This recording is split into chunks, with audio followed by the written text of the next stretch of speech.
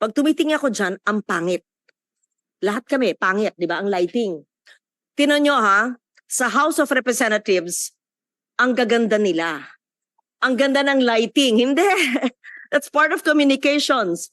Tanong nyo sa House, sa HOR, ano bang ginagawang lighting nila? Mayroon silang uplights.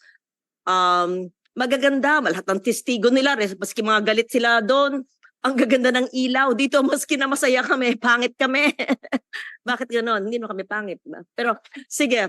So, lighting. Sino bang in charge dito sa Senado? Okay, nagpapatawa lang ako. Okay, we can proceed. I apologize for being late and to finish. DFA is here.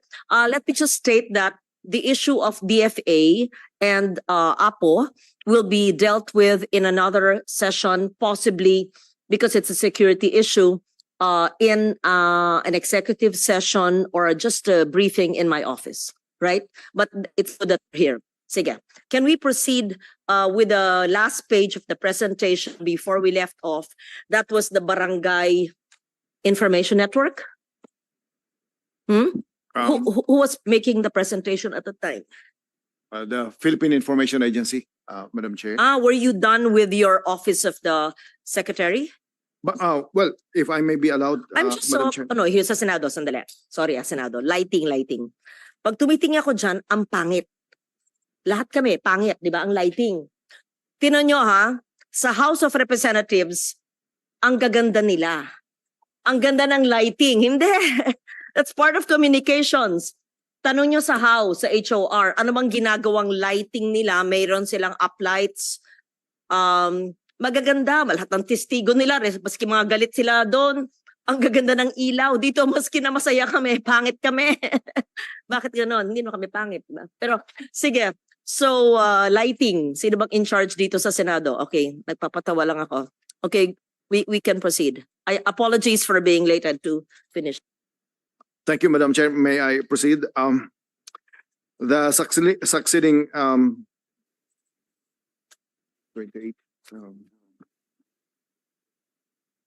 All right. The succeeding slides provide the projects, activities, and programs, PAPs that have been implemented, our ongoing implementation, and those that are still to be implemented this quarter. Please show it on screen. These are some of the major implemented PAPs accomplished by PCO. The team has a detailed presentation. That's why there's a hyperlink to every item. But every focal person in this PCO team is ready to answer details. What's the question na punta tayo sa barangays? What was the Barangay Information Network? You said that you had information officers per barangay. Baka tinanong ko, kakagaling ko lang sa Antique. Wala naman silang alam dun. Wala naman silang alam sa mga barangay information officers. Is this just a planned project? Or is this an ongoing project? Or is this going to be just funded so you will implement it next year? And is this a propaganda machine for politics because it's an election year? So which? Torres. Yes, ma'am. Ilang barangay po sa Pilipinas? Magandang tanong po yan, ma'am. Meron pong 42,011 barangay. O, nag-iba na naman ang numero. Yes, ma'am. 42,004 barangays Teka, according... ulitin natin. Ito na naman. Yes, ma'am. Yes, ma'am. Staff ko, mali kayo. So, 42,011. 42,011 barangays following three plebiscites held recently according to the Commission on Elections, ma'am. Ulit, 42,011. Yes, ma'am. Following tatlong plebisito na hinold ng Yan na ang Commission on final. Elections. Yes, ma'am. Ayon sa COMELEC. Yes, ma'am. Pero sa record po ng PSA, tama po yung staff nyo, 42,004. May PSA ba dito? Your Honor, meron pa. Kayong mga ahensya ng gobyerno, magkaisa. Ayan na naman tayo. Just to clarify, Your Honor. Yes, what's the difference of the 42,011 of the COMELEC and the 42,004 of the PSA and the 42,025 according to Mr. Torres that you said, 45, ma'am. Early. huh? 42,045 earlier. 42,045 last week. Yes, ma'am. Ibig sabihin, nag-abolish ng barangays, naging 42,011, nag-converge, nag-cluster. Yes, ma'am. Kasi sabi mo, Duterte time, 42,045. Yes, ma'am. Ngayon, 42,000, according to COMELEC, 11. So, what's 45 minus 11? 34. Yes, ma'am. Oh, hina. Ma'am, 45 minus 11, 34. yes. So may 34 barangays na nawala. So, submit to my office the list from COMELEC of the 42,000. 11. No, what is it now? 11, ma'am. 11. according to COMELEC. And what are the 34 barangays that were abolished, whatever, deleted? If you claim that in the Duterte time, which was your source in the first hearing, there were 42,045, correct? Yes. We must know what happened to those barangays. Were they abolished? Were they, what do you call this, pinagsama? Yes, ma'am. Mm-mm. Several barangays were merged and consolidated. Merged. ma'am. Yes. How do you call it? What is a accurate term? Merged, abolished, clustered, what? The term that was used, ma'am, was consolidated. Okay, consolidated. So, is it so this is what you need to give me. As of Yes. this time, kunyari ako si Mr. Torres. As of this time, this was my source. Duterte administration, this office. And show me the proof. It was 42,045. However, in the past years and to date, as of this day, according to this government agency, different from my first source of last week's hearing, it is 42,011. Ergo, the 34 barangays that we are looking for were consolidated into this barangay. So 34 ito, consolidated, therefore it became 42,011. Yun ang inaantay kong memo. Hindi naman nakabase ang approval ng buong PCO sa sagot mo na maayos. It's just one paragraph. Really? No, you're smiling, you're laughing, you think I'm really No. nitpicking, but it's not. It's like logical. When you see different figures, 42,000, sabi ng mga ito, 4, 42,000, 45, 42,011, nakakalito naman talaga. Yes, ma'am. O, parang tinatanong mo, ilang isla ba ang Pilipinas? Pag low tide, high tide, I mean, ganun di ba? Alam mo naman ilan yung anak mo, di ba? So, kailangan alam natin ilan talaga. Yes. Kasi anak natin yan Yeah. Inaalaga ang barangay. So, we will peg it at 42,011. 11, ma'am, 11. according to the COMELEC. And the Yes. PSA says, do you agree? That would be we are agreeable with that, Kasi Madam if you Chair. disagree, next hearing na naman tayo. Sige. The 42,004 is the count of barangays as of June 30, 2024. That's the reference period. But that does not include, Madam Chair, those that are pending plebiscites pa. So yung 7 po na na barangay, katatapos lang po ng plebisito po noon. So hindi po siya naka-include doon sa Tell me how many plebiscites were conducted? if the 7 po yung yung difference. So we are still confirming that kung Why kung 7? Why 7? ay that's 42,011 po kasi less po yung yung So ignore na natin yung yung 45. 42. Wag na yon. Opo. Okay, proceed. And we will be confirming the 42,011, Madam Chair. Kapag nag-submit po ng full documentation, then we will update the press release of the number of barangays as of June 30, 2024. Okay. Pero ngayon, anong accurate na gamitin natin ngayon? It's gonna be the 42,011 if the Okay. plebiscite is already done. Kailan matatapos yung plebisito? I think it's already done, Madam Okay. Chair. So we don't say we will use 42,011 when the plebiscite is already done. When you say that the plebiscite has already been done. I mean, ano ba kayo? The way to communicate is we will use 42,011 since the plebiscite has been done, right? Yes, Madam Chair. Mr. Okay. Director Yes. Ambatali. Kasi when you say we will use 42,011, if the plebiscite is done, that's prospective. That's why I asked you, when will the plebiscite be conducted? But you said, tapos na. O di, we are using 42,011 since the plebiscite has been done, right? No. Madam Chair, we still do not have information if the plebiscite is already done actually. O kaya nga, di say so. Ang gulo. Sa isang minuto, 3 sagot mo. So we have no information on the conduct of the plebiscite. We will find out. Yes. Therefore, we are not certain of the 42,011. But for the purpose of this hearing, we will utilize that figure. Ganun ang sagot. Communications kayong lahat dito. Ganun. Diba? That's Statistics kayo. That's an exact science, right? correct. Yes, Madam Chair. Okay. So as of now, it's 42,011, right? Correct?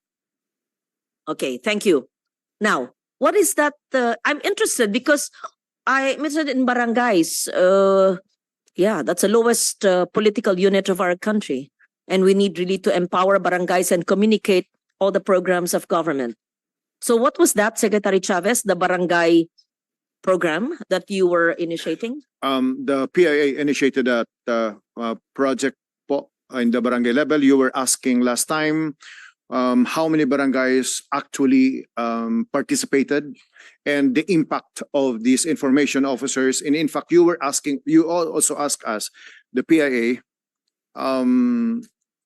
whether or not that information is effective and information officers in existence in every barangay. And maybe the PIA Director General may refresh his answers to those questions, Madam Chair.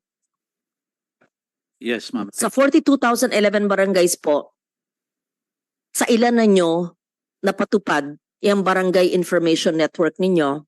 Anong klaseng programa ang inyong sinasagawa sa mga barangay? Meron ba kayong assessment sa epekto o impact sa mga barangay? Dapat pang pondohan yan, bigyan ng tulong, or hindi matagumpay, kalimutan natin? Ano po? Yes, ma'am. Good morning again. The PIA, in partnership with the DILG, initiated the Barangay Information Officers Network in a memorandum dated August 27, 2020, ma'am. It was successfully implemented in Region 9 and 1 in Region 6. This initiative Again, Region 9 and Region 6, ma'am. and Region 6. Yes, Okay. ma'am. Anong lahat ng barangay sa Region 9 at lahat ng barangay sa Region 6, ewan ko bakit sa amin na 590 barangays walang may alam ni isa. So Ma'am. paano magiging matagumpay? Ma'am, meron po sa Antique, ma'am, na 45 organized barangay information officers sa bayan po ng Hamtik. Yes, ma'am. So we have a total, in Aklan we have 20, in Capiz we have 97, in Guimaras 98, Iloilo 76, Negros 75, sa Victorias po yun, sa Cadiz. Officers po, ma'am. Barangay information officers po yung binabanggit natin na bahagi ng Barangay Information Network po. Ano ang ginagawa ng barangay information officers? When Are they military or police spies? Are No. they are they propagandists of government? Are they teachers? Are they mentors? What are they? Are they researchers? These barangay officers are responsible for disseminating yung information po, especially ng government to the grassroots level kasi barangay level po sila.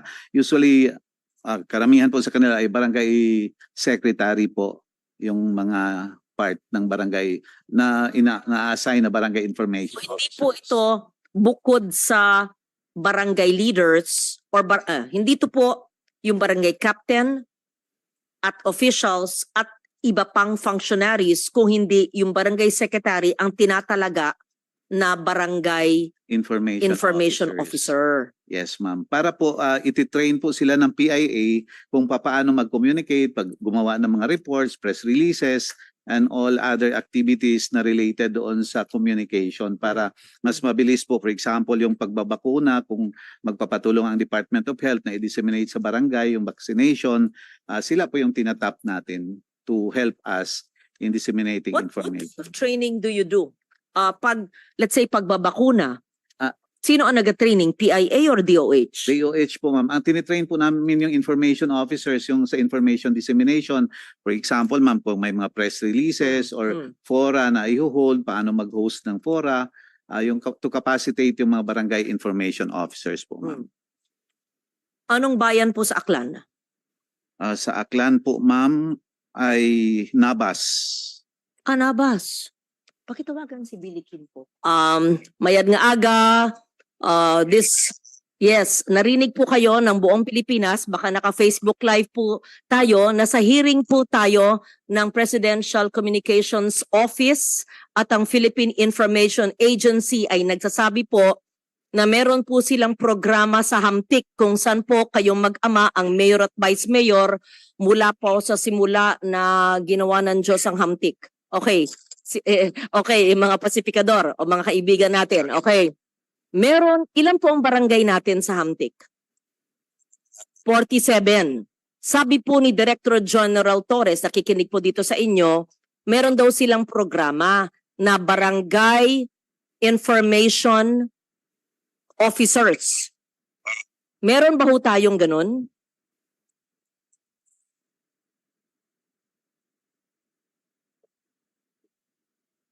Sa munisipyo. Sino po ang nagtalaga ng information officer po sa munisipyo? Kayo po? Opo. Sabi nila, meron daw silang 45 barangay information officers out of your 47 barangays. Hindi po. Gagawin ko po, kaya kong pondohan yan. Pero ang tanong ko po, nagawa na raw nila mula 2020. Meron ba ho o wala po? Nasabi nila meron daw silang 45 barangay information officers po sa Hamtik. Oo. May alam ba ho kayo? May alam kayo? Kasi gusto ko malaman kung totoong sinasabi nila sa akin. Ayun, sabi ko na nga. Sabi nila, yung mga barangay secretary daw ay ginagawa nilang barangay information officers. Alam ba ho ninyo yun? So yung barangay secretary. Pero, ngayon po na tinanong ko sa inyo, alam po nyo, pero ito ba ho ay alam po ninyo bilang mayor, vice mayor, kayong mag-ama sa nakaraang 4 na taon po? Ang barangay secretary po ang ginawang barangay information officers po. Sino po nagko-coordinate po sa inyo, Manong Julie? Kapitan. Ano po ang nagagawang tulong ng barangay information officers po?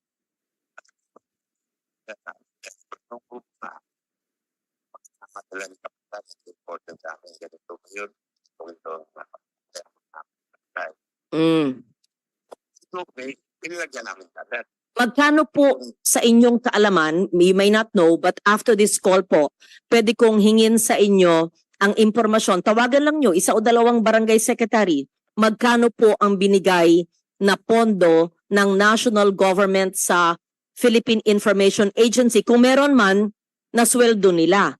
At kung walang sweldo, anong klaseng training? Opo.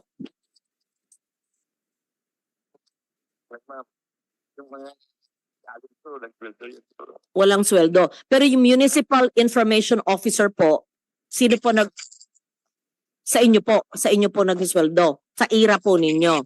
Okay po. Sige po. Kung ako po ay magpopondo, allowance man lang, honorarium ng barangay information officers para po, let's say, yung mga kailangan ng tulong sa trabaho, magtutupad, o yung mga may sakit, kailangan medical assistance, MAIP, o yung mga 4P families na gusto ng Sustainable Livelihood Program, mag-SLP, o yung mga ati at iraynon natin sa bundok, o anong kailangan, di ba po? Yun.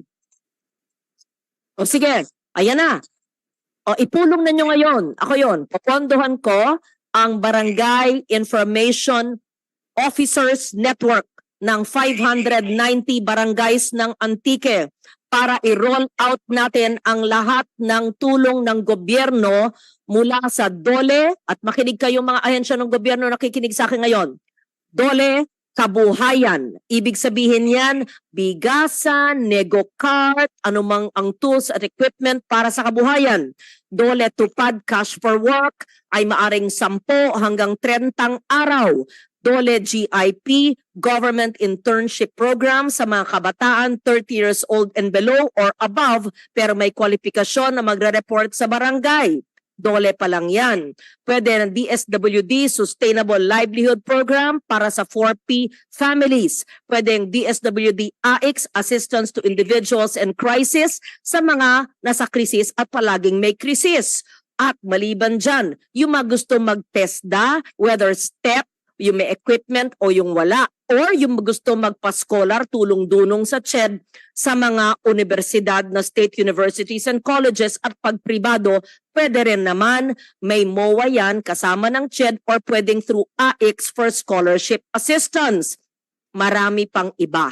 Ganito dapat, PIA kayo magsalita. Dapat sa ulado po ninyo ang programa ng gobyerno. Okay, maliban sa tatlo, DOST CEST, DOST Community Empowerment for Science and Technology for innovation projects like what I did with the University of Antique. May mga research projects sila for MSMEs para sila'y magkaroon ng kabuhayan. Kung ano yung sinauna na alam na skill doon ay buhayin.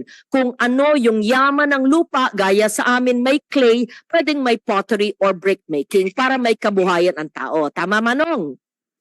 At sa bundok, ilan po ang ating bundok na barangay sa Hamtik sa 47?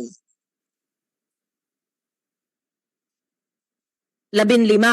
O, ganyan. PIA, tulungan nyo ko immediately this week. Magpadala kayo ng mga tao, i-train nyo, akyatin nyo yung bundok ng 15 po, 15.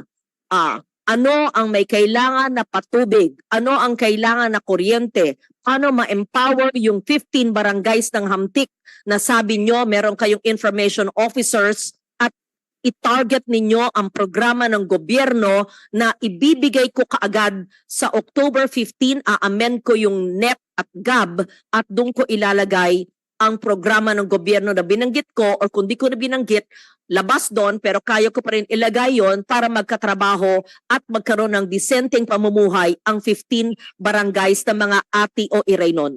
Iraynon ba tayo dyan o ati lang po? Ati. Magkaroon tayo ng ati community. Because you claim, PIA, na merong tayong barangay secretaries trained to be barangay information officers. May I ask, after this hearing, hindi po kayo, Manong, si PIA po kausap ko, mag-submit ng report from Hamtik. I want to see a sample report, what kind of memos they submit of the barangay information officers. Pero Manong Julie, salamat po sa pagtanggap ng tawag ko ngayon umaga.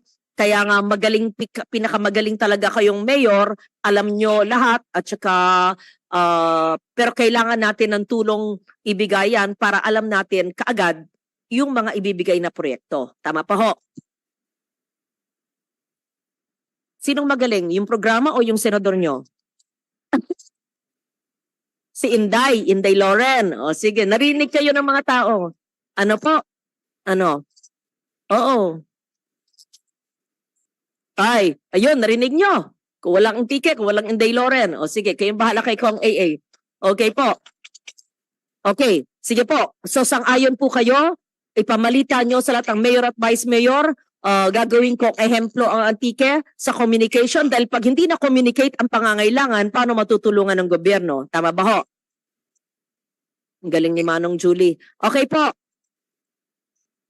Okay po. Salamat po. Bye-bye. Thank you. Okay. did not know. So you have to, magaling si Cesar dyan. Anong pangalan ng inyong programa? Diba? At saka, ibigay nyo sa akin, patingin ng sample ng report ng mga barangay secretary na training nyo into Barangay Information Network. And how often is their reportorial? Every day, every week, every month, every quarter, what? Every month, ma'am. Every month. Yes, ma'am. Can you call the mayor of Nabas Aklan? Tawagin. They report to the PIA, the Barangay Information Officers. They report to the PIA. Sino po ang nagkakalap ng report? In every province po, meron po tayong at least isang tao na from PIA kasi kulang po yung wala Sino po yung PIA ng Antique? Tala. Alamin nyo. Sino yung PIA Antique? Region 6. Yeah. Pakialam sino yung PIA ng Antique? Si Piting Lai ba? No? PNA yun. Sino yung PIA ng Antique o yung sa region? Then after this hearing, please, before the end of office also, they give me, I just want to see their memos I want to see the Hamtik report para focus. I want to see a sample of a provincial report. And I want to know the reason why you chose Hamtik out of the 18 banwas. Bakit kaya? Diba? Yun. Madam Chair, let me Yes, handle Secretary. this. Let me handle this. Let me classify this as a prototype of a project for barangay information officers. Right now in my data, at least 2 personnel from PIA, Chingamore and Esther Dosa. All right. Okay. On this project, Barangay Information Officers Network, let me handle it. My office and the PIA. Let me do the concept of operation. That includes monitoring and evaluation. The course module, so that the deliverables are very clear. Why? You'll handle it, Secretary, as a new secretary, but I want to know, it's a 4-year program. So I want to see the course module, what kind of training they did to the barangay secretaries. Are you familiar with what you've done? What There kind were- of training? Yes, ma'am. There were several trainings on, for example, news writing and reporting, how to handle reports from the ground, ma'am. Conducted by our provincial or regional PIA staff in the. Yes, ma'am. Because sometimes very basic report writing, we use the 5 Ws and 1H. Because, Yes. for example, if there are incidents like disasters, they have to write reports very Yes, briefly. okay. Yes, So it's we really would- not news writing, it's writing. It's Yeah, memos. right. Yeah, not necessarily Writing news. Okay. reports, yes. So writing. So kindly give me the modules you've had since you came in, no? Wala naman kayo po dyan ng 2022. 2020, 22? Okay. From the time you came in, how many courses have you had? And what kind of reports? I just want to have an idea, right? And you said that you only rolled it out in Hamtik in the whole of Antique and only Nabas in the whole of Aklan, right? So hindi naman lahat. Hindi kaya, ma'am, kasi wala tayong tao. So Wala kayong tao. we have, Walang tao we don't have enough to train. personnel, PIA personnel, ma'am. For example, in one province, for instance, in Zamboanga del Norte, we only have 1 PIA personnel Why will you call it a nationwide barangay information because network if you don't have the people this is to do a it? plan, ma'am. The expansion of the Plano pa lang ito. the Barangay Information Officers Network is a plan because we have existing areas already that are successful. For example, in Region 9 and Give Region me 6. one successful Yes, barangay. we will submit No, to you now. If it's successful, you would remember it. what barangay was that? There are several barangays, ma'am. For example, in Pagadian City, all the barangays in Pagadian City are members of Barangay Information Network. Yes, ma'am.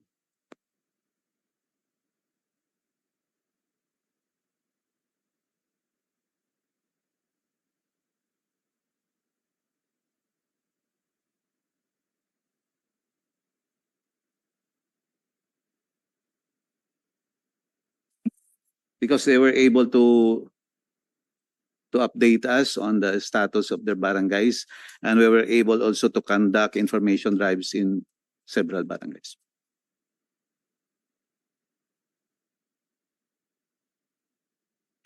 So may I have a report from you? Of course, you can always sugarcoat your report, but I want to see a copy of a report from one LGU. And as I promised, if I like a program, we can roll it out in other areas. I may not fund the whole country, but I'll select. Definitely, I will have a program in Antique. But you have to show me the module. I may have the funds, but you don't have module. And what will you do? How to communicate in simple language? What questions to ask? Maybe PSA can help you. They are research-based. Because everything, the decisions we make as leaders of our country, appointed or elected, should be science-based, right? It should be accurate, science-based, and accurate. So, patingin ng report, patingin ng sample module nyo, maliban sa news writing, ano pa? Dapat alam din nila ang mga programa ng gobyerno para pagpunta nila dun, ito, ganito yun. Tapos, hindi naman lahat may internet, ay meron tayong simpleng brochures sa simpleng maiintindihan in their language. Not in English, not in Filipino, maybe in Kanaraya, if it's Hamtik, we don't know, right? Could even be comics, something understandable, right? Okay, proceed, please. All right, thank you. Madam Chair, let me proceed.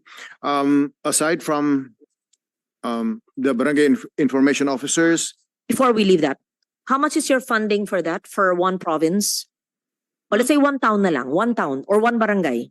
We have no funds. We only provide for that project. We only provide free training and workshops. What do you mean no funds? You used funds. You yes. used funds from your NEP or your Yes, ma'am. organic budget. So my question is, how much does it cost per barangay or per LGU? What do you mean you didn't have funds? You just did it using your organic funds. So Yes, ma'am. We just do it was an idea and you did it without any additional amendment. funding. But how much more or less did it cost?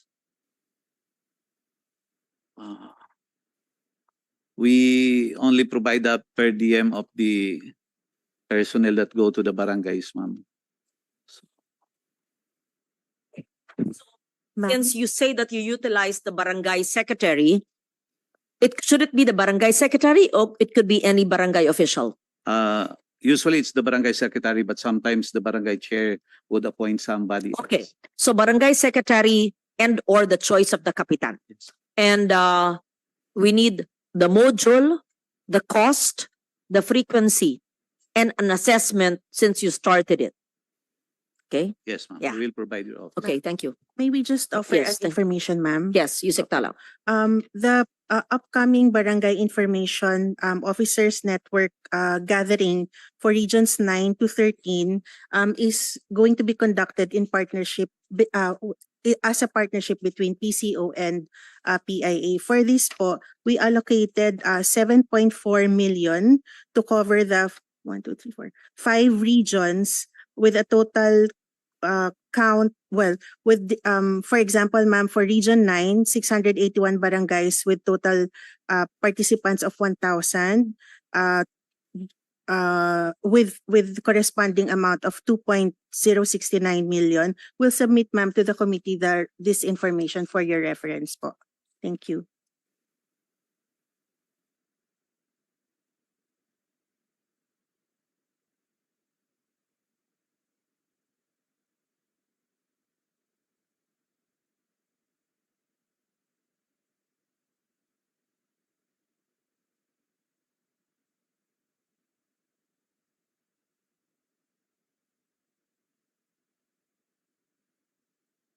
Submission, which we just received today, is for next year, a total of 7.4 million, 9, 10, 11, 12, 13. Is that what Yusek Tala is talking about? This is for October, for this month, ma'am, and until November. They will be conducting 5 regional. Using your funds that you already have? Yes, ma'am. Okay. Apo. It says August to December 2024. Why did you select only these regions? Ma'am, we wanted to pilot it in Mindanao, especially because of the the need to reach out more people in the barangay in the hinterlands to bring the projects of the for this coming month, ma'am.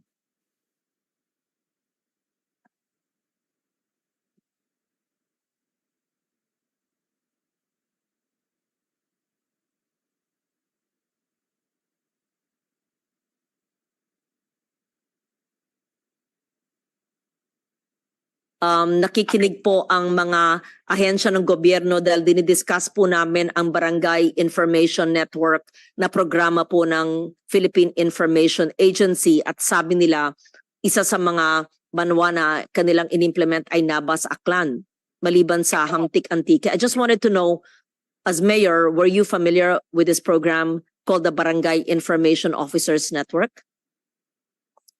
Opo, familiar po. Okay. Can you explain to me po? Nakikinig po si Director General Torres ng Philippine Information Agency at si Secretary Cesar Chavez po ng PCO.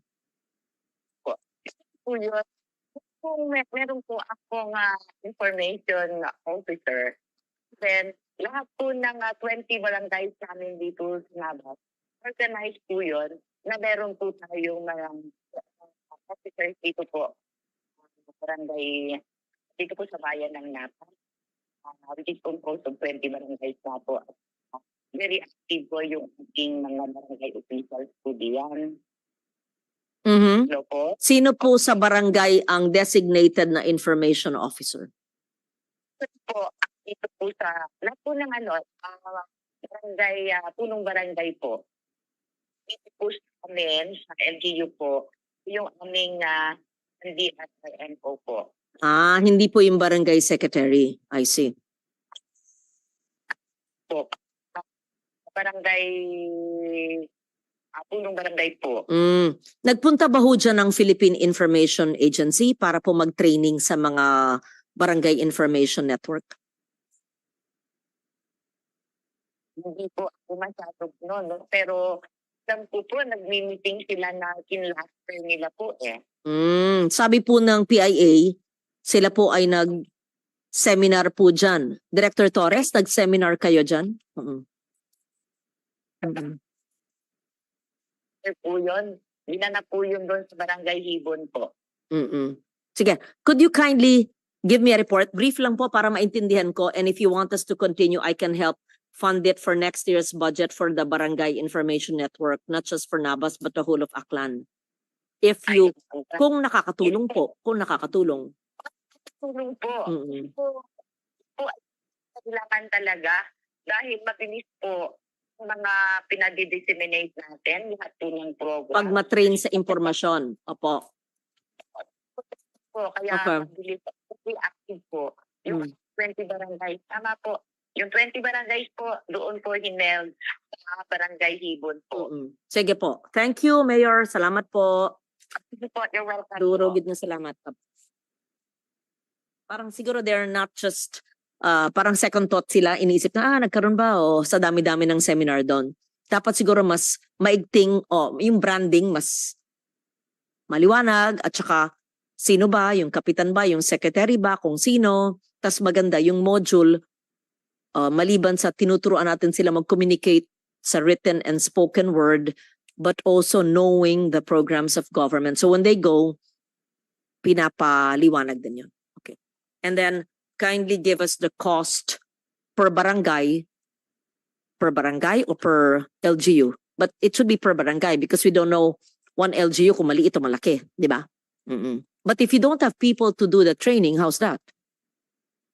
We have regional, for example, man, in one municipality, we send our people from the region. So, and we, in the PIA, we have an average of 15 people per region. So, for example, if we hold one in Aklan, then we send people from the regional office or from nearby. And you can also tap experts from the place. Yes, ma'am. Ang dami namang magagaling. We actually na partner with nandun. the local. You partner with the LGUs, Yes, either ma'am. municipality or province, Yes. right? Okay. Sige. Send me a proposal of the cost. Then I want to do it. Let's say in Luzon, I can do Batangas. Ayan, Talas from Batangas. And then we can do, for the Visayas, I can do Antique. Isama natin Aklan. Yun. Then Mindanao, you already have Mindanao, right? Let's do some area that's not the usual. Isip tayo. I'd like to fund, yeah. And maybe in the Cordillera, let's do Ifugao. Let's do Ifugao. Anyway, we think, but just give me the proposal. Thank you. Okay, please proceed. All right, to proceed, Madam Chair, there's the following slide. These are some of the major implemented POPs accomplished by PCO as of September 30, 2024. Slide 26. To proceed, the media operations cluster have continued carrying out their core functions through these POPs, such as press briefings, media coverage, including the conduct of recently held National Information Summit, among others.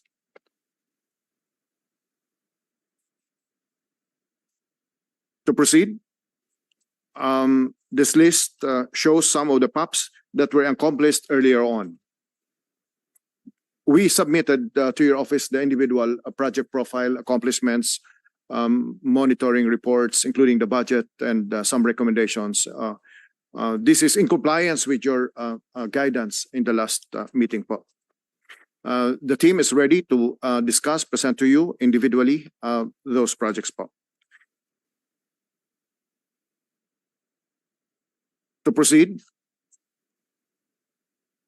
these are the major ongoing POPs, projects, activities, and programs of the PCO as of September 2024, as spearheaded and organized by the Media Operations Cluster, including our provision of communication support for the conduct of Asia Pacific Minister Conference on Disaster Risk Reduction.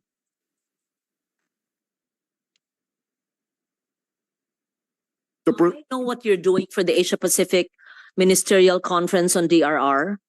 When is that? This October already, right? What is the role of the PCO, please? Who's in charge? Who's the focal? Pero zero. Anong ibig sabihin ng zero? No amounts? No amount, participating only. Oh, okay. Who's the focal here? But no Good amount. So morning, you're using your Madam Chair. organic budget, right? Good morning, Madam Chair. The morning. focal person for this is a director from my office, ma'am. So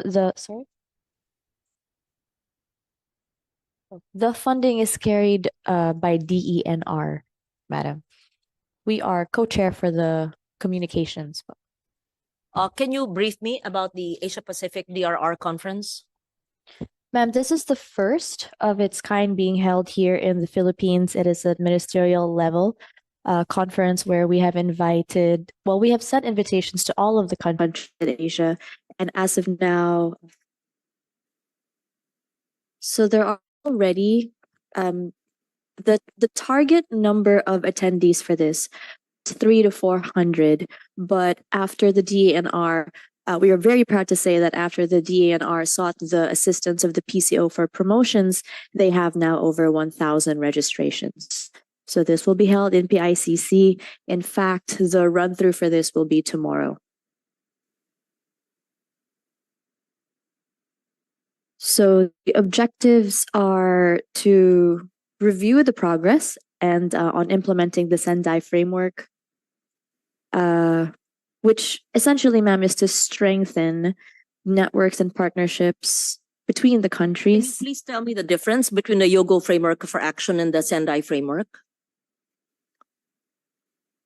Ma'am, I would have to look into the Yes, because you're doing the communications, right? And you Yes, mentioned the ma'am. Sendai Framework. Yes, Yes, that was 2015 in Sendai, ma'am. and I was there. I led the delegation. So I see. may I know, please, from the PCO, what is a Sendai Framework for Action, since you're co-chairing the DRR conference? Just brief me because I may have forgotten from 2015.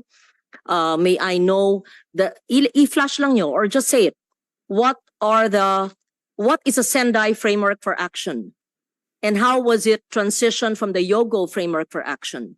And if the Sendai Framework for Action is the peg of the Asia Pacific Ministerial Conference, please explain.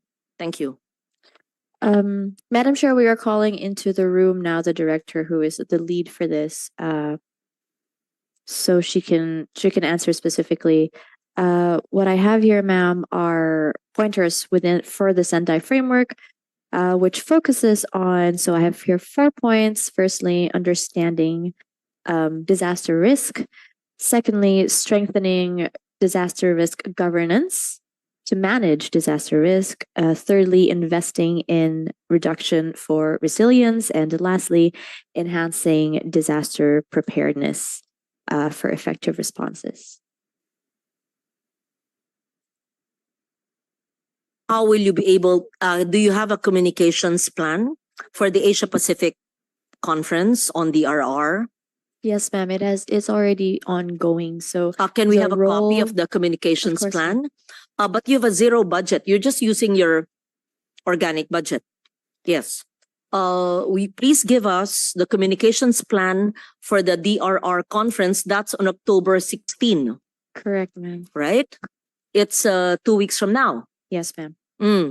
So there should be a pre-conference, pre-ministerial conference, press conference, right? And communications on iMedia and on social media, and the conference itself, and a post-conference communications plan. May I see that?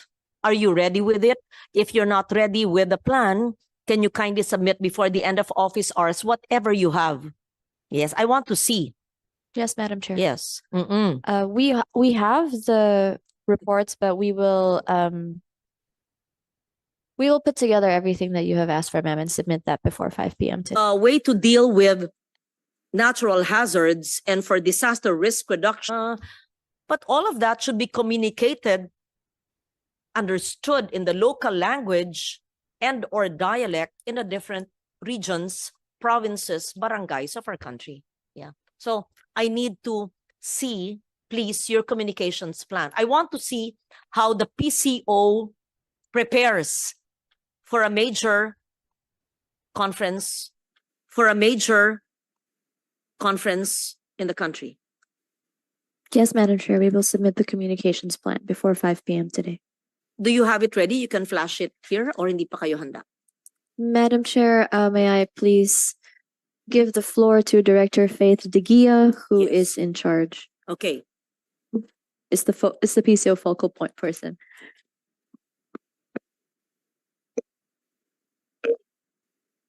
Morning, Madam Chair. So for the media plan, actually, we're co-chairs with DNR. It's the focal in DNR. That would be ASEC Rochelle Gamboa po and USEC Malu Ernie. So we're actually just guiding them basically because what they need is they need help to get extra media mileage because this topic basically is parang intimidating kasi siya for the regular audience. So what we're trying to help them with is to ensure that it reaches the relevant stakeholders. Okay, para maintindihan everybody here in the room, including those my staff, basahin nyo ang Yogo Framework for Action.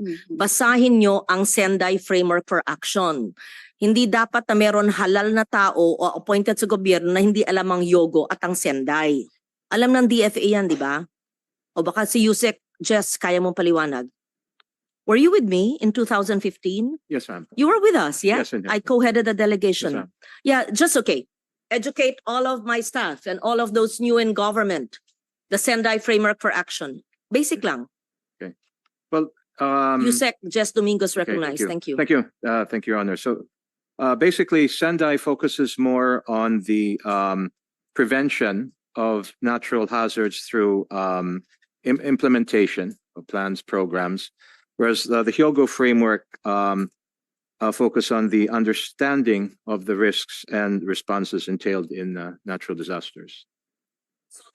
B, Yogo was 2005 to 15, Yes. right? We transitioned from Yogo to Sendai 2015 to 30? To 30? Yeah. Yes, ma'am. Okay. I believe. Not 25. Yes. So in Yogo, they aspired to reduce disaster losses by reducing the risk. Everybody, you check if I'm correct, as a global champion of DRR, baka nakalimutan ko na, to reduce the risk. Pero dapat, hindi lang reduce, di ba? We should prevent it. Kung naka-preposition dapat i-prevent, diba? Prevent. And then Yogo was also improving resilience. Remember, this was 205. At that time, puro response-oriented. No. But how can you improve resilience if you do not even know where it strikes, how it strikes? You do not know the vulnerabilities, the hazards, and the risks. So it should be science-based, knowing the hazards, iba yun, multi-hazards, iba yung risks and vulnerabilities, then you can improve your resilience. Tama ba, Gary? Yes, kulong yes eh.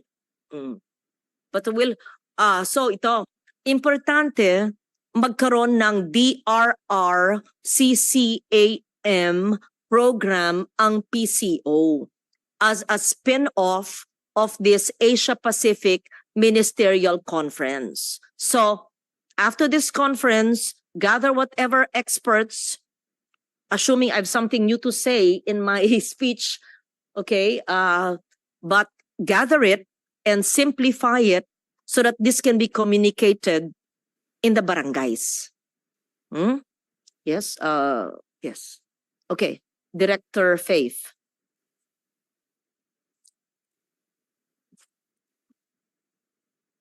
We're actually working with DNR po with regards to simplifying the technicalities that's involved in this conference. So what we're going to be helping them with basically is to release, to help them with media mileage. So we're going to assist them also with social media plans. So we're going to be covering each event. We're going to provide coverage via photo releases, PRs, captioning, and also live streaming of the event. So basically, technical work po yung ipoprovide namin tulong sa kanila. So DNR takes care of That's the substantives. the substantives, but it doesn't mean just because you're media, you just do, okay, we do Facebook Live, we do live streaming, okay, we post the PR, that's it. No, you should understand what you're covering and posting, right? Yes, yes, Yes, so I'll have a separate meeting with the media team with Tala and Cesar for this before the event, and I want to see first. Maybe we don't discuss it now. Give me your media plan, if you don't mind. I'm going to help you tweak it. See, sure. and then you understand it with the USEC or USEC Leones. Yes, have a briefing. Just read on DRR so that you know what you're communicating, right? And then, okay, live stream. I mean, that's very usual. Okay, draft a PR. Okay, blast it. Star, Inquirer, the Tri-Media. How else? How else will you ensure that the conference is effective by communicating the importance of preparedness to reduce disaster risk to improve an LGU's or a community's resilience to natural hazards?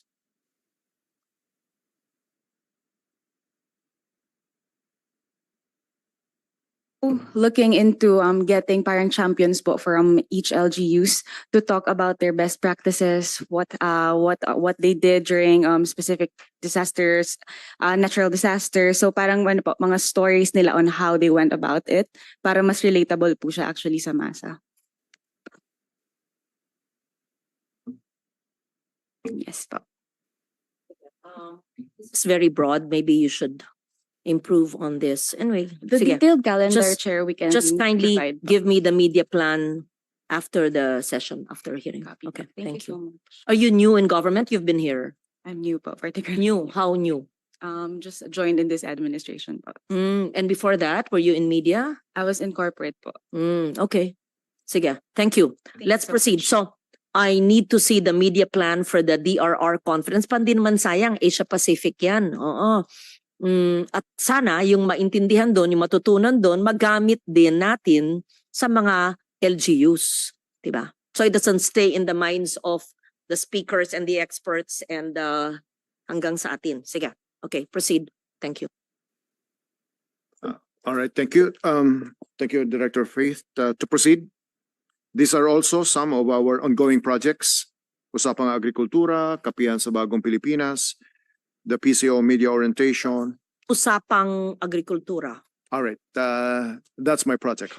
What is that? All right, Usapang Agrikultura, we utilized on-air online in sustainable speed and sustainable focus so that 5 to 6 in the morning in all radio stations of Radyo Pilipinas, about 28 of them will feature issues, content on agriculture. So that it's not only about bigas palay, it's something to do with livestock, entrepreneurship. That's every day po, 5 to 6 in the 5 morning. Opo, every day po. Is Radyo Pilipinas Radyo ng Bayan?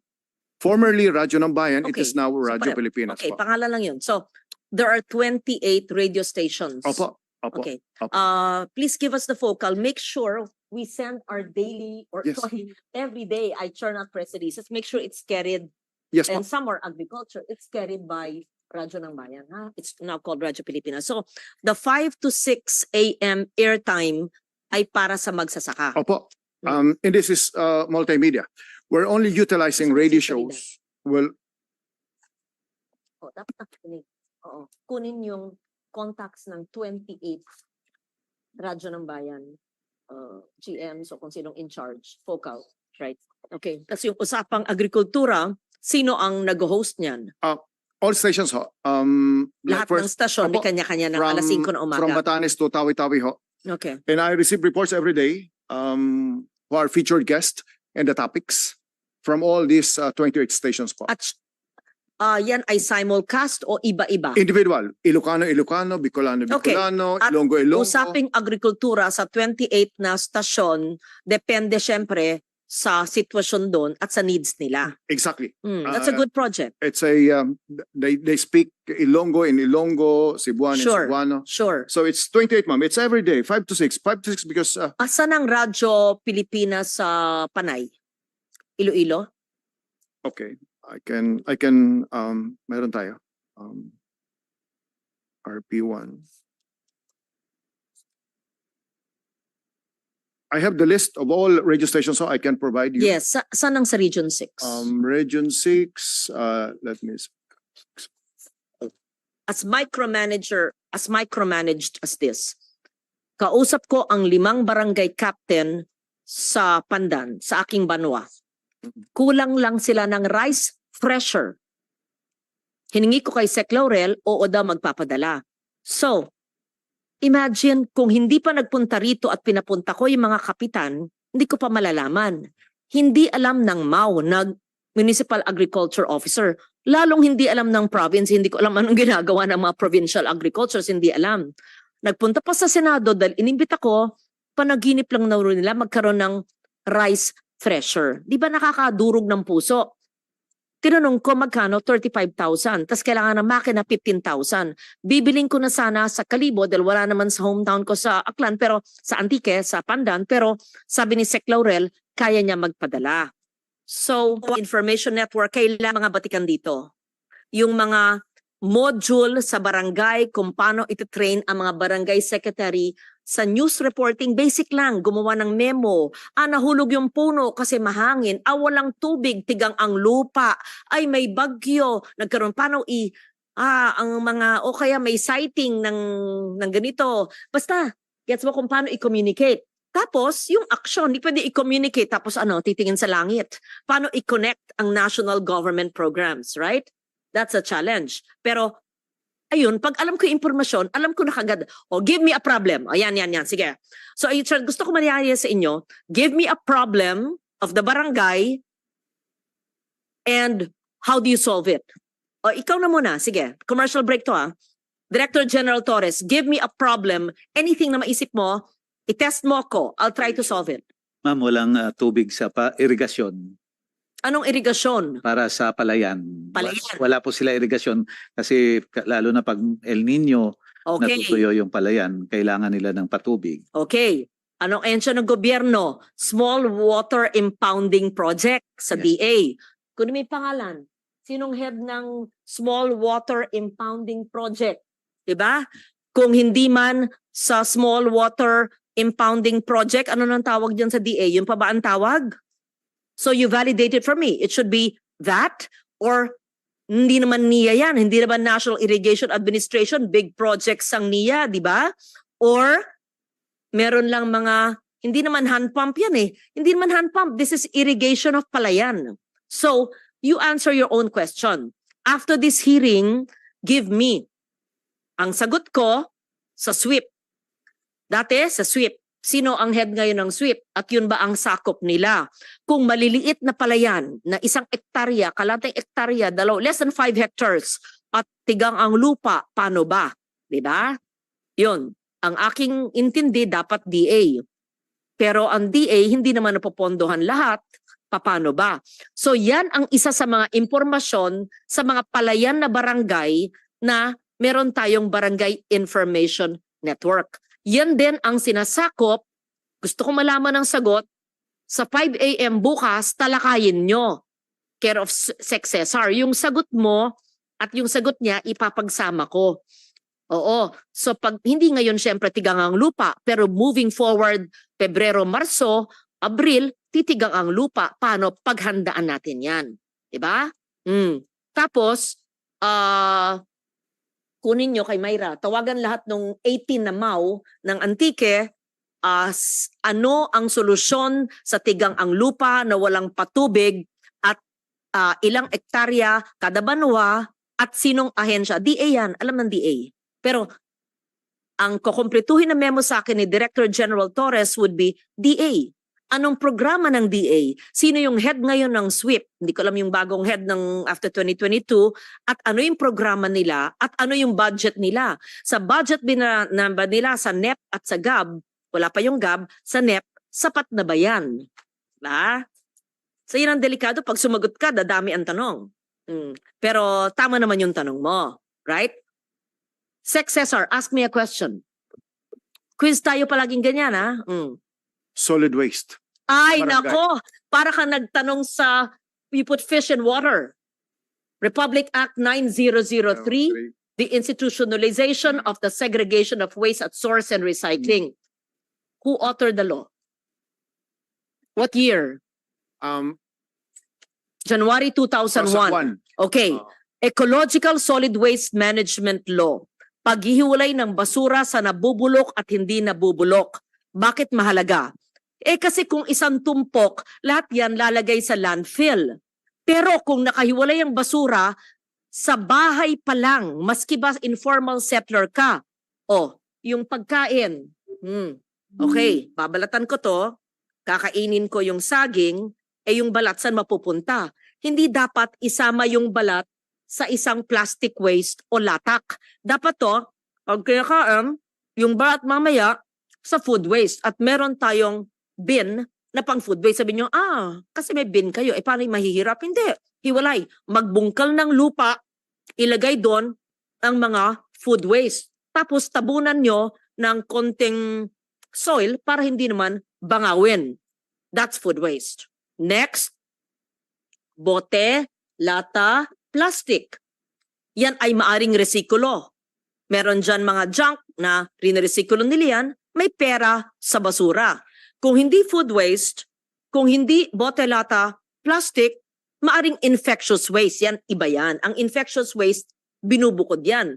Tapos yung hindi pa sakop niyan, residual. Yun na lang. Tagalog, latak. Anong ibig sabihin yan? Yun ang mga kokolektahin, lalagay sa environmentally engineered sanitary landfill. Anong kaibahan? Pag walang ESWM RA 9003, sama-sama ang basura, lahat sa landfill.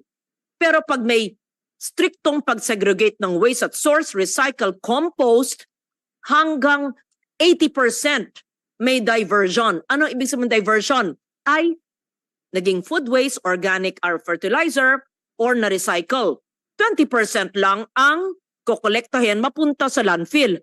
Ang laking diferensya. Hindi nagabundok ng basura parang Smoky Mountain nun or Payatas kung may disiplina lang ang Pilipino sa paghiwalay ng basura. Do I make sense? Did I make sense in 1998 when I first wrote the law? Right? Yusek, Ridaw, how do you communicate that to the Filipino people?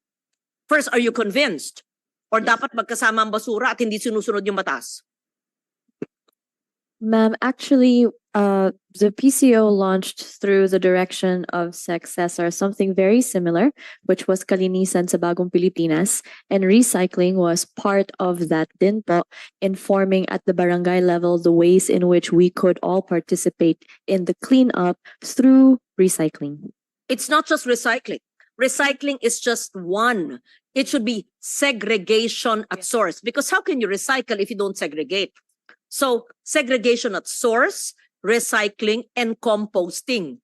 Bakit tayo bibili ng imported fertilizer kung kaya natin gumawa sa ating bahay-bahay? Maski sa paso, maski walang lugar, ilagay mo lang sa paso at may konting soil, di ba? Ganun. So, parte yan ng usapang agrikultura. Parte yan ng barangay information, ha? Director Torres, isama nyo sa module ang paliwanag sa ating mga batas sa kada barangay, sa kabundukan o sa karagatan. Bakit punong-puno ng plastic waste? Paano? Tinatapon doon. Bakit nagbabaha ang Metro Manila? Maliban sa dumadaming populasyon, dahil ang mga daluyan ng tubig, ang mga drainage ay puno ng single-use plastic, bumili ng ganito, tinapon, dyan na lang. Or may basuran siya, natapon. See? So, communication so important. May patas pa lang ganyan. People know already. Matitigas ang ulo. So, iba pa yun, pagpatino ng matigas ng ulo, iba pa yung pag-communicate dahil ignorante, dahil hindi alam nandyan yung batas. Kaya, communication is half the battle won. Right? Okay, please do that as a template. I mean, part of your module. Dapat nandyan ang pagpatupad ng paghihiwalay ng basura sa nabubulok at hindi nabubulok. That's basic and simple. Celi Bueno, what have you learned from me in the decades you've known me? Broad, Detalya, paano mo ipapaliwanag sa barangay na pinupuntahan ng PIA sa kanilang barangay? Kung ikaw mag-lecture sa Barangay Information Network ng mga anuman alituntunin na dapat malaman na makakatulong sa tao.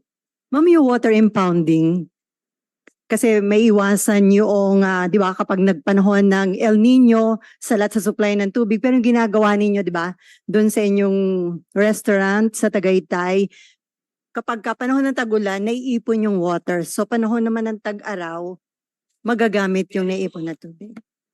I-research nga nyo, hindi ko alam kung sino nag-author. Bago pa ako maging senador, meron ng Rainwater Collector or Collection Act, 1989. Nasa college pa ako noon. So, sino yung enlightened senator na gumawa noon? Na dapat ang DPWH, bawat barangay, may collector. Na ginagawa ko sa bahay ko, sa farm ko, yung makaya kong influence. Simple, alulod ng tubig. Sa bahay. Tapos nahuhulog. Underwater cistern above ground. You're able to use the collected water. Right? Nakapasa si Celi Bueno, ha? Dito ka lang. Pakinig ka lang. It's communications to eh. Dapat nandito kayo. Oo. Sige. Okay. Okay, thank you. Yeah. So, where are we? Usapang agrikultura. That's very good. We're utilizing radio stations to produce digital content, which means they are required not only to produce every day, Mondays through Fridays, Usapang Agrikultura with guests from different government agencies under the Department of Agriculture, and we also feature, ma'am, success stories in agriculture. And Meron kang YouTube version yan. meron ho na Meron? makikita po yan, makikita po siya sa Facebook, makikita sa YouTube. Yes po. So actually ma'am, ang atake po niyan is digital social media. Ginamit lang po yung radio station to make it a credible. Yan siya. Nakalive po So, siya. nakaradyo ka sa 28 radio stations Naka-Facebook all over ka. the country, pero kita ka rin naka-Facebook Live. Tulad po nito. Okay. Saan yung Region 6? Iloilo po. Iloilo. Opo. Okay. Ang guest po dyan is from through via Zoom.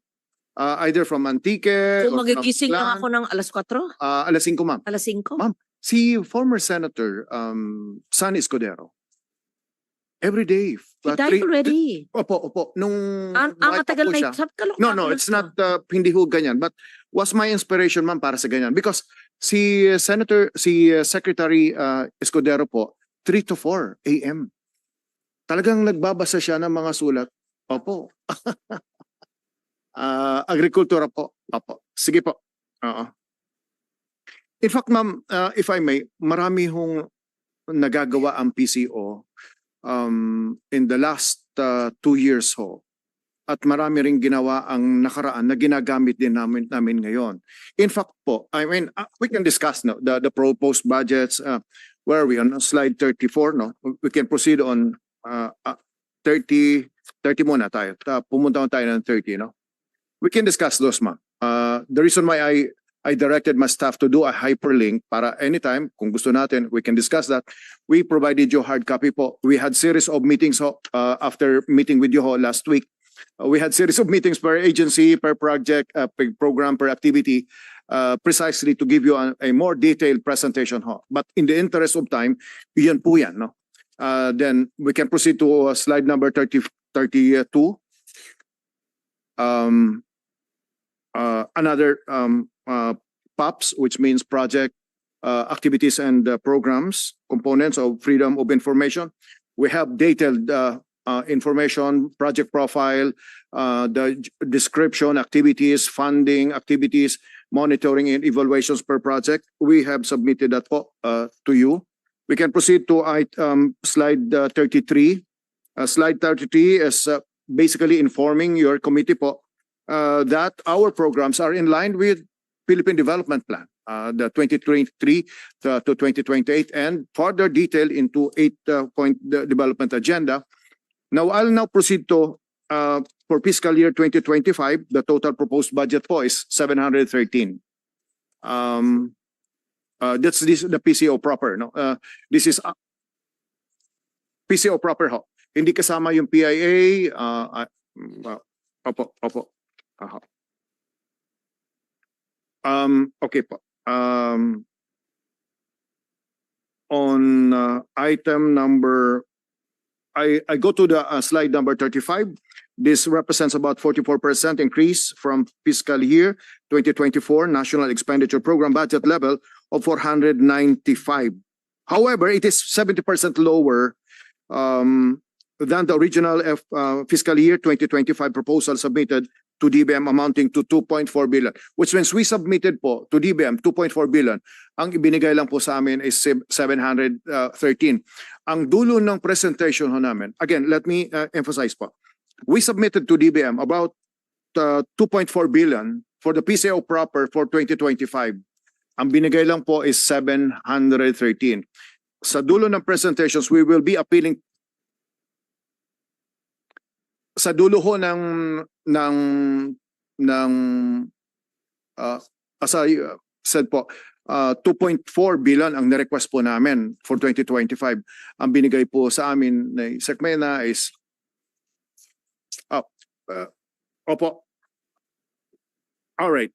Number one, PCO is the focal person on communications for the hosting of ASEAN Summit 2026. I participated on ASEAN when I was with youth and DOTR po. For 2026, there's estimated of 390 meetings from technical to technical working group to senior officials meeting to ministerial meetings to head of states. Give me your communications plan for ASEAN for 2025. Apo. You already have? We have yet.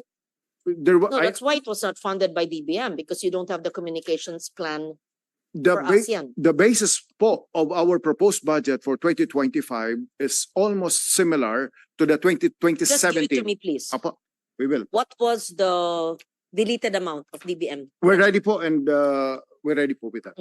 I want to see, first, I want to see the communications plan next 2 weeks of the Asia Pacific Ministerial Conference on DRR. Second, I want to see the module of the Barangay Information Network. And third, I want to see the ASEAN communications plan on the run-up to the 2026 ASEAN hosting. Proceed, please. We'll comply po. If I may proceed on budget dimensions, slide 36, as to the various budget dimensions of the said proposed amount. The succeeding slide will show the breakdown of this proposed budget allocation.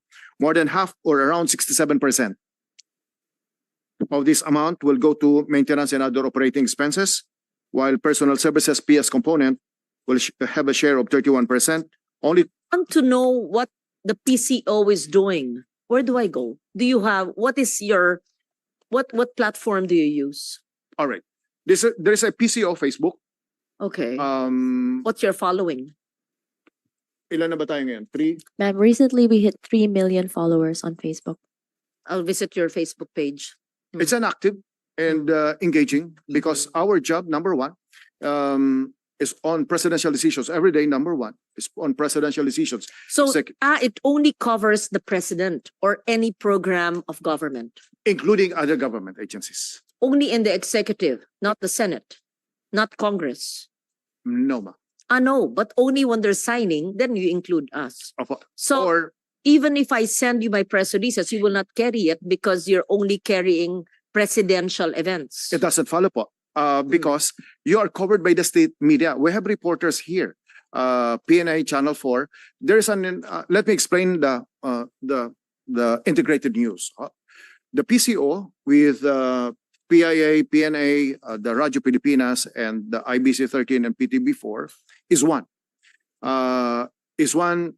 Agency. We're one hub.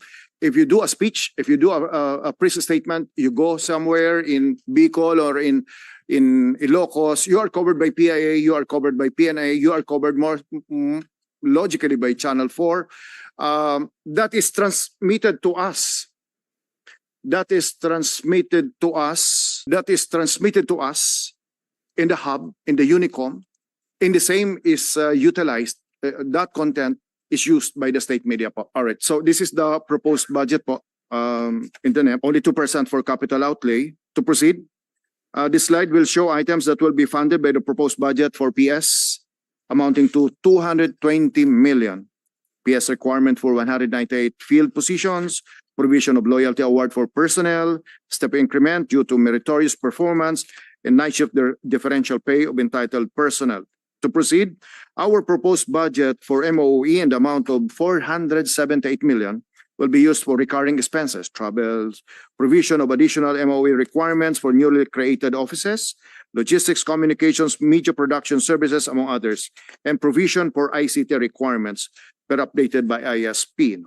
To proceed, the continuing cost for internet, satellite, subscription expenses, repairs, and maintenance of ICT, purchase of semi-expandable ICT equipment, and other expenses related to ICT trainings. On the capital outlay, our proposed budget for capital outlay for fiscal year 2025 is only 14 million. Will be allotted for procurement of additional ICT equipment.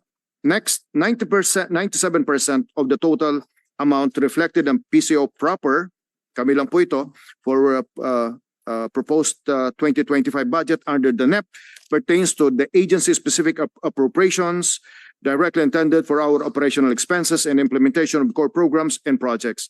A very, very minimal portion of total proposed budget, 3%, will be part of the automatic appropriations corresponding to government share of retired and life insurance premiums being remitted to GSIS. Next, here are the major programs activities to be funded by our proposed budget for 2025. These are reflective of what we did for 2024.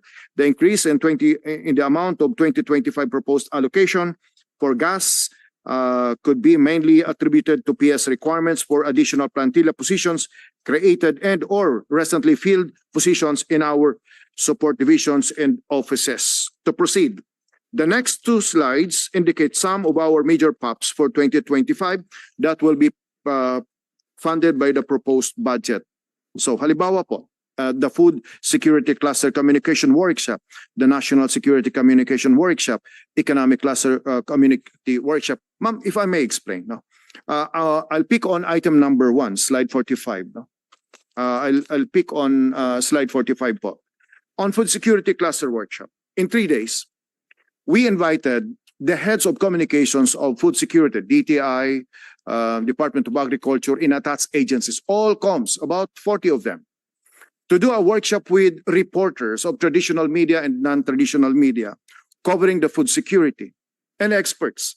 We went to, say, Nueva Ecija, just to do an understanding of policies, programs, and projects, and the terms, operational definitions, and at the same time deep dive on food security policies and projects and programs of the government.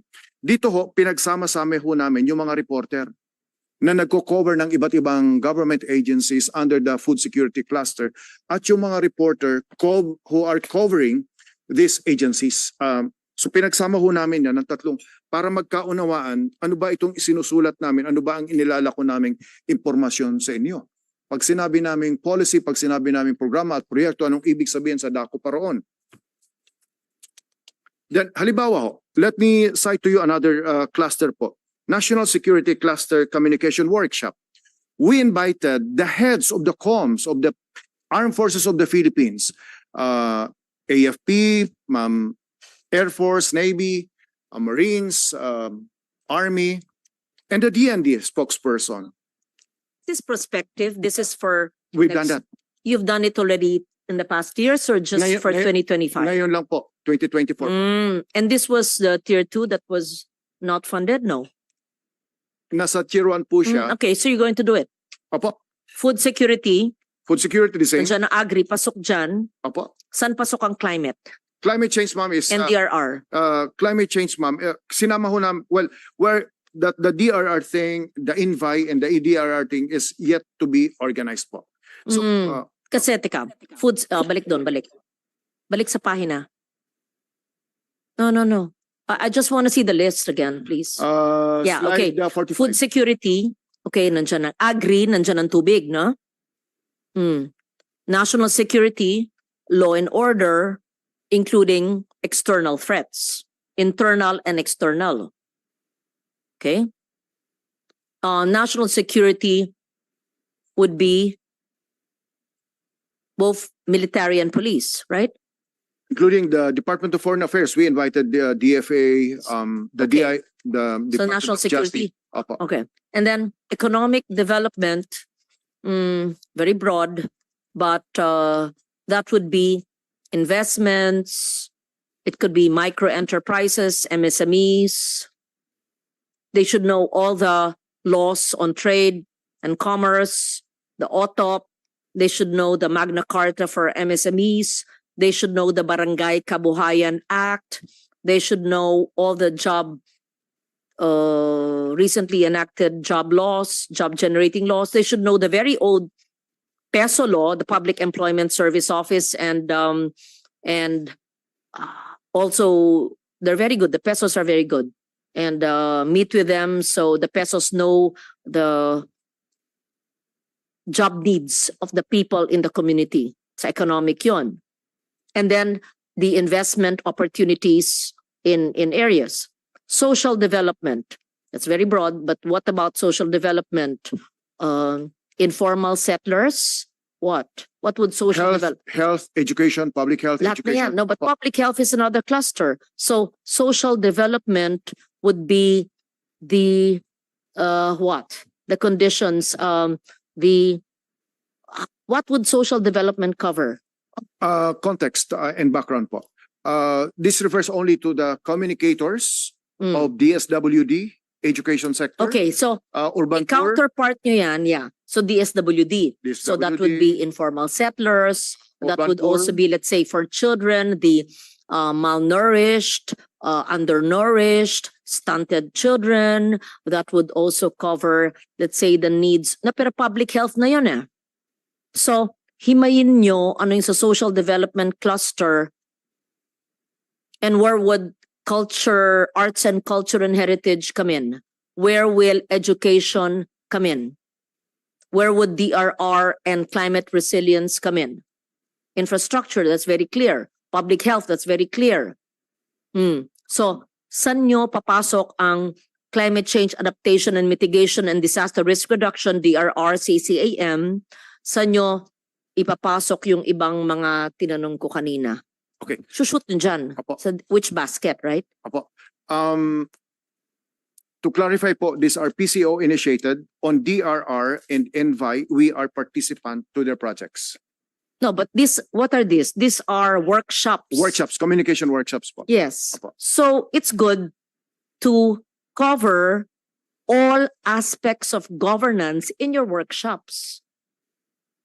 Understood po, and I think reasonably we will comply. Diba? DRR and NVI What is the intention of these workshops? is To to learn, to report, to communicate, to understand issues, right? So you must not exclude one of the biggest problems of our country, which is disasters. We're the number one most at risk country in the world. And everything we're talking about, whether it's food security, economic development, social development, infrastructure, public health, all of that, all of these are affected because we are number one at risk. So because we're number one at risk, we must understand the risks and how to report it and how it affects. Or you may not have a cluster for that and make it the overarching issue because the RCCAM affects food and food affects that. National security as well. Apo. Because water scarcity leads to wars and internal struggles. The lack of food leads to conflict, everything. And economic development. So it can be the overarching issue would be CCAMDRR, if you want. I'm just trying to see. And then where would education come in? It's important to cover education. Remember the PISA results. You must have a communications plan for that. How do we cover education? How do we explain that the literacy level is so low per PISA report of this year? And how can we as communicators help barangay communicators better? Where does education come in? Maybe in social development? yes, in context, ma'am, but we are now guided, ma'am, by another idea. Because social development in my previous presentation, ma'am, refers to education, health, and related topics. But I agree po, mukhang dapat ihiwalay din namin yan. While item number one. Item number two, while it is true that ecological security is the highest form of security and therefore overarching to all these components, mas mabuti hong siguro ihiwalay na rin namin po. We will, sinulat ko na po yan. Environment, climate, and resilience. Then you must have education, innovation, right? Social media, that's where it comes in, right? Artificial intelligence. In fact po, there's another slide, but agree po with you. In fact, we just conducted the National Information Summit where all station managers of Radio Pilipinas and all heads of PNA, PIA in the regional and provincial level for 3 days, ma'am. Pumunta ho kami ng Development Academy of the Philippines and defining. Where do science and innovation come in? Wala eh. That's so important. Science, technology, innovation, futures thinking. Where does it come in? That's why there should be an education workshop. Oh. Education from basic, traditional basic, and then higher ed, then innovation and social media and artificial intelligence, innovation. Yeah, I said that already. We had a National Information Summit and artificial intelligence figured prominently, but subsumed in the National Information Summit in a 3-day conference, but not yet reported here in a subsequent slide po last. The arts and culture could be under education.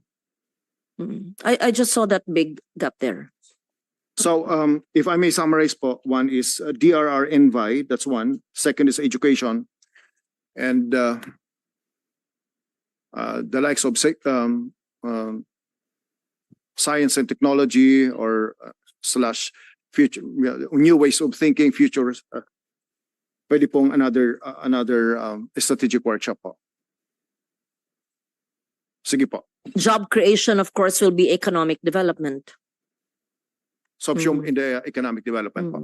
Yeah. Subsume Okay. in the economic development cluster of communications. Again, ito po yung mga communicators from the government side and communicators from traditional media.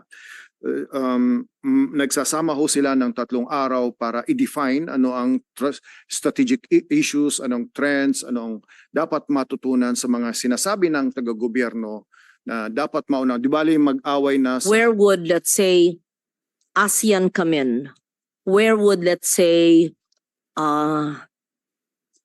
where would the US elections and its impact that would come under maybe national security, foreign relations? National security, nandyan ang foreign relations, right? Where would the West Philippine Sea issue under national security and China? We will cover those, ma'am. We will cover those. In fact, it was not difficult for us to organize these workshops po. Sige po. To proceed, on item 46, that's slide 46, crisis communication masterclass. It's a for 2025, not happening in 2024, no? A print media conference, etc., etc. We still have print media conference. Is that still relevant?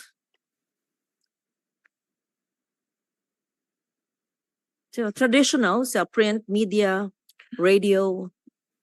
Print is still, ma'am, let me Yeah. You don't contextualize have it. television. Let So me it's only print and radio. let me contextualize po ito. From my point, from our point of view, traditional media is still the #1 producer of social media content. Opo. So, importante pa rin ho sa amin ang television, radyo at print, no? A radio workshop and print media, but no television workshop. And no social media or digital. We have in other slides po. We just highlighted ho the major ones, pero mayroon ho kaming social media workshops continuing. This is retooling. It's a continuing program ho of PCO. Meron din po kaming television okay. Sige. So a conference and a workshop for print and radio, but no television and no digital media or social media.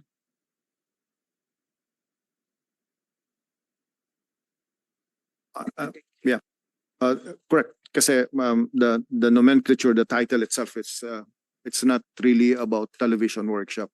Yes po, we will include the television. Very, very important po. Yung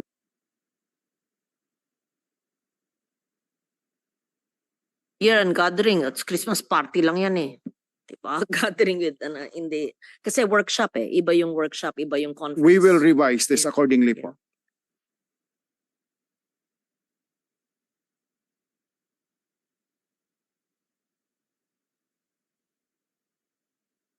All right, to proceed, if I may,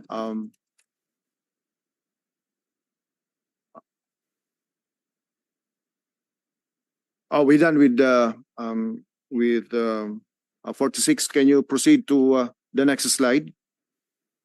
Then the next slide. And the next slide. Okay. What was that all about? 100 million, 300 million. What do you mean? Additional budget for the procurement of equipment. Oh, capital outlay for the Visayas hub. Whose amendment was this? Sinong chair nun? Yeah. Senator So JB you was our you requested sponsor. for this. This was previously requested, ma'am, by the previous administration po. That was carried for the 2022 Hindi sa inyo. amendments. Ngayon lang na-implement. 2022. Okay. Sige. The next, please. For 2023, the Senate augmented, or we're done with that. For current year, the Senate likewise provided more than 300 million pesos to augment the PCO funds which were used for the operational requirements of the new media operations clusters that were created under EO 16 series of 2023. To proceed in 2022 and 2023, the Commission, I'm now discussing about some findings from the Commission on Audit. Okay. Ay pa akong tanong dyan, baka dumay pa, baka mag... Ma'am, we're almost Oh. done. Ito na lang po ang appeal namin. Diba, ang bait ko sa'yo, ha? Sabi ko, wag ko nang tignan yan kasi pag matanang ko, iisa-isahin ko yan. Sige. Oo, wag na. Papunta na ho ako, ma'am, sa appeal to the committee. On slide 61, Appeal. to the committee. Hindi, wag mo nang... pag yan, bigay mo na lang sa akin, soft hard copy, babasahin ko, tala, akit ka sa akin, okay? Babasahin ko, justify, magkano total? About 1.4. Huh? 1.4 what? Oh, B? Sa nakaraang taon ba? Sinong chair dito? Nabigyan na kayo ng 1 billion augmentation? 300, ma'am. Kaya nga, Senator paano kayo Angara. mag 1.5 B? Oo, hirap. Hirap. Mga barangay lang, di pa nyo alam eh. Alam na ngayon. Guys, give it to me now, Tala, and then prioritize, please. Okay, yun na. Tapos na. Ibang meeting yung APO at saka DFA. But thank you, sorry Gary that you had to come back. But ibang meeting yun. And then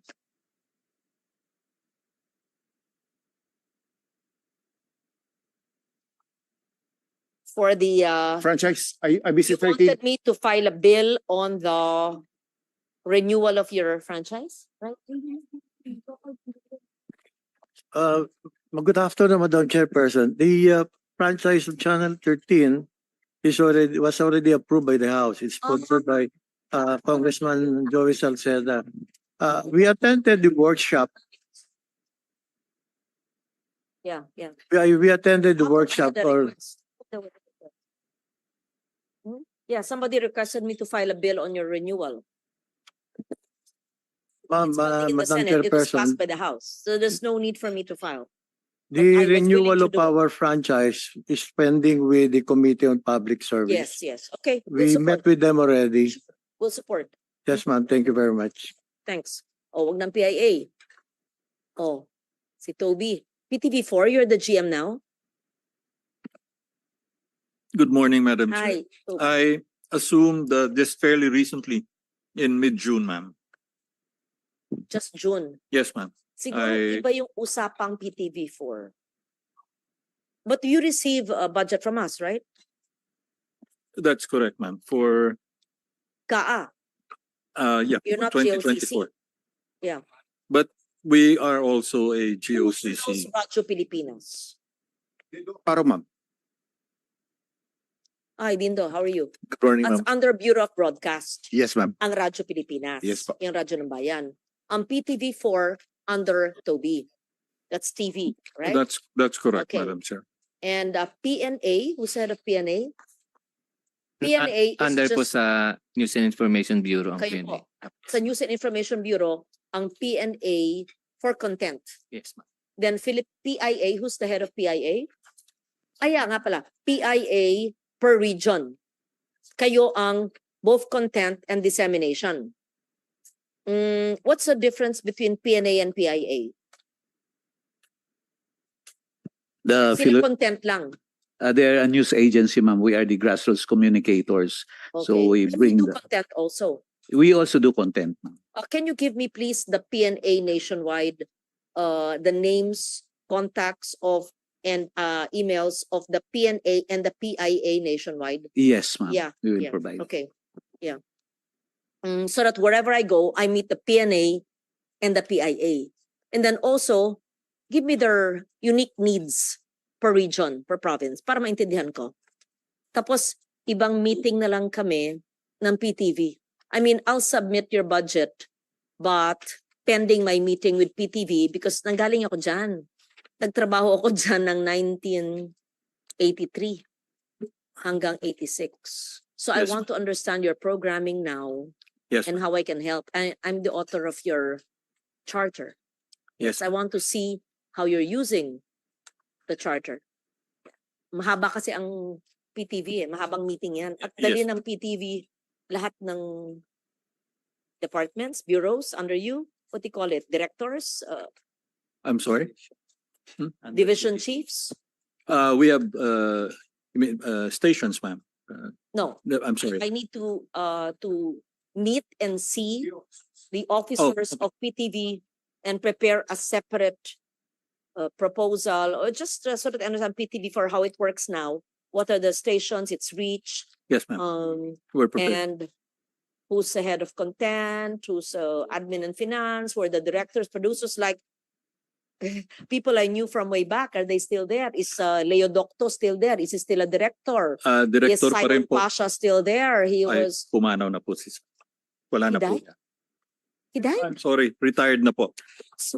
My God naman. Hindi pa po. Ano ba kayo? Alam mo, hindi nakakatawa yan, ha? No, ma'am, I mistook him for another employee. Barangay, ito naman, Toby, head ka ng PTV, reporter ka. Ang retired, huwag mo sa'yo pumanaw. I mistook him for another employee, ma'am. I'm sorry. Apologies. Natatawa kayo, pero yan, okay, alam ng mga staff ko, yan ang kinaiinisan ko, ang misinformation, disinformation, and inaccuracy. Alam nyo yan.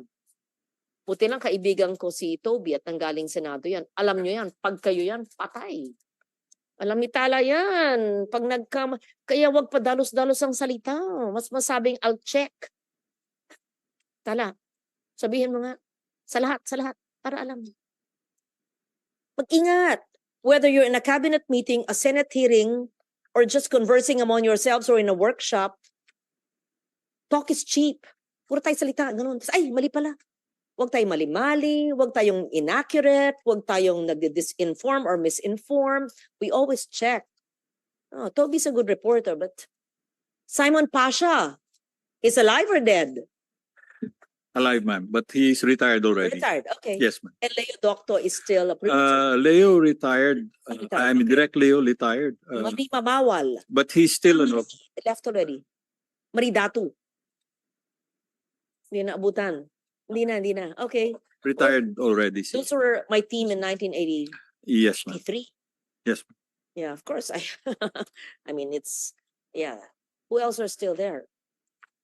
Direct Leo is still there, but he's on contract Anyway, na I lang po. just want to meet, maybe not them, sila lang naalala ko from the 80s, but whoever are your producers.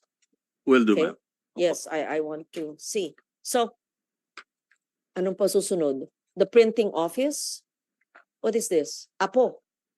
Iba yun. National Printing Yo, Office. it's different.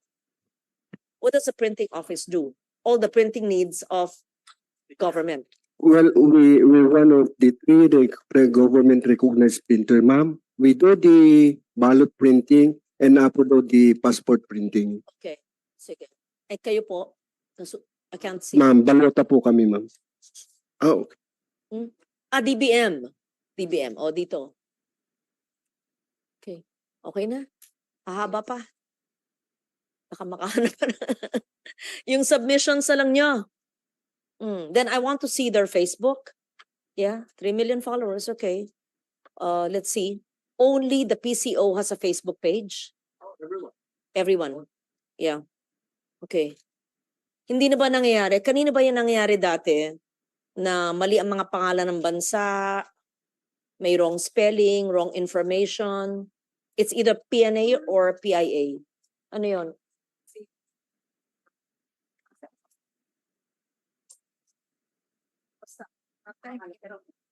Oo. Dati, sa mga nakaraang taon, may nangyayaring ganun. Ano? Ano? O basta, wag na magpangita pangalan. Hindi na nangyayari yun sana, no? Wrong information, right? Yeah. Okay. So, we scheduled the Apple meeting. It's just going to be a meeting and the PTV4 meeting. And please submit the tier 2 or those you want me to support. And I'll see whatever I can. Kung ano sabihin ni recommend ni Tala. At saka ni Sec Cesar. Okay. Salamat sa inyong pagtiyaga, sa pakikinig ninyo, sa pasensya. I didn't mean to make it difficult for you. I just wanted to understand your budget and I want to be of help. And I wish this could be a longer, but then we have much to do. I'll study it further. If I have questions, I can call you or Tala or whoever, right? So thank you. I'm waiting also for the communications plan for the Asia Pacific Conference and ASEAN, right? I don't have to summarize what I said. And I hope that, we can help each other. The Bureau of Broadcast handles what? Only radio. Radio, ma'am. Radio lang. Then we also have our Facebook pages in the different Oh, stations. so Bureau of Broadcast would have both social media and Yes. radio. That's the initial shift to the digital. That's why I was wondering, no one's in charge of digital. Kayo na rin yun. Halos lahat po across the platforms of PCO are now initiating the digital pages. So why don't you change your Stockman. name? From Radyo ng Bayan to Radyo Pilipinas. It used to be Radyo ng Bayan, ma'am. But who handles social media? There's a separate social media component of Radyo Pilipinas. It used to be from the sino research senior? department. Si George. Under you? Under research pa. Because hindi pa siya nagkakaroon talaga ng specific unit Mm. under the organizational structure. Okay, may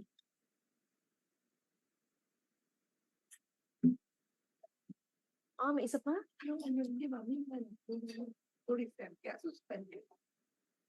No, ito, suspend. No, tapos na. We suspend the hearing of the budget, Yeah. but you Wala have na. to close the budget. Oo. It has to be for plenary. Kaya nga, Yes, ma'am. we suspend. We suspend only. Suspend because- only this PCO? No, ma'am. You suspend your hearing. May hearing. Briefing pa lang to. Hindi PCO lang. It's only a briefing pa lang. So the budget is approved for plenary, but the briefing is only suspended. Hindi pa pala hearing ito. Yes, since the GAB is not yet with us. So we suspend the briefing, but we consider the budget as approved, subject to an increase. I will not decrease you, subject to an increase after my study. Sige, thanks. If you give me good proposals, then I can always increase your budget. Right? Tama ba? Then, right? What did I do with tourism? Suspend ko rin, ma'am. Suspend din, ma'am. You When the GAB comes here, I don't have a hearing anymore. The briefing is considered a hearing, right? Let's just like the OT. Thank you. So the budget will be considered in plenary and we suspend the briefing today. I thank each and every one of you. I hope you enjoy your lunch, which is not a good lunch. Yes, thank you very much. And I will wait for the deliverables to the office. Thank you. Yes. Okay.